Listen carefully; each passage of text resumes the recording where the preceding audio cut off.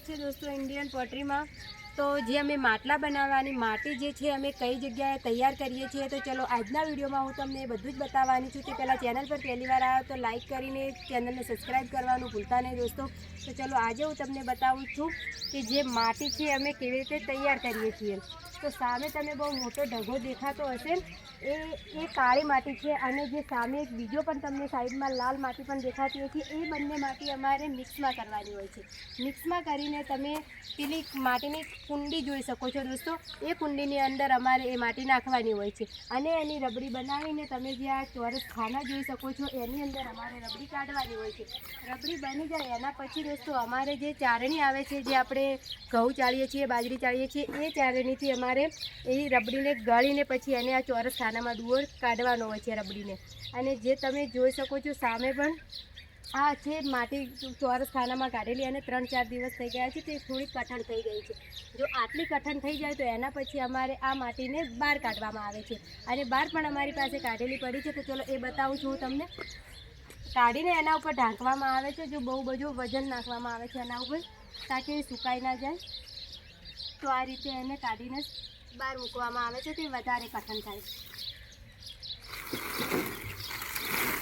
તો આ પણ તમે જોઈ શકો છો જે બરાબરની આટલી કઠણ થઈ જાય એના પછી અમારે એના માટલા બનાવવાના હોય છે. તો દોસ્તો અમે તમને એ તો બતાવી દીધું કે માટી કેવી રીતે તૈયાર થાય છે પણ હજુ તમને એ ખબર છે કે એ માટલું કેવી રીતે ચાકડા પર બનાવવામાં આવે છે. તો ચલો આજે હું તમને નાનું માટલું બનાવીને બતાવું ચાકડા ઉપર.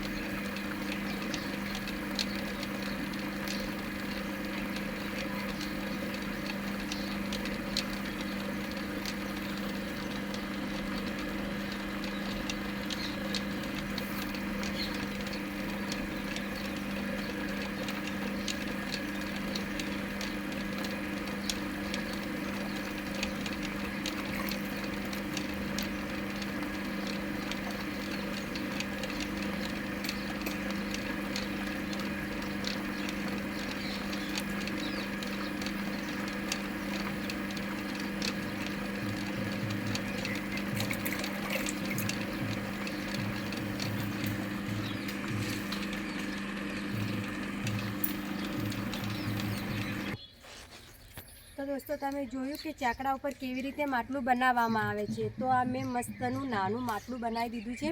જો તમને વિડીયો પસંદ આવે તો લાઇક શેર સબસ્ક્રાઈબ કરવાનું ભૂલતા નહીં દોસ્તો. હવે આપણે એક બીજા વિડીયો સાથે મળીશું.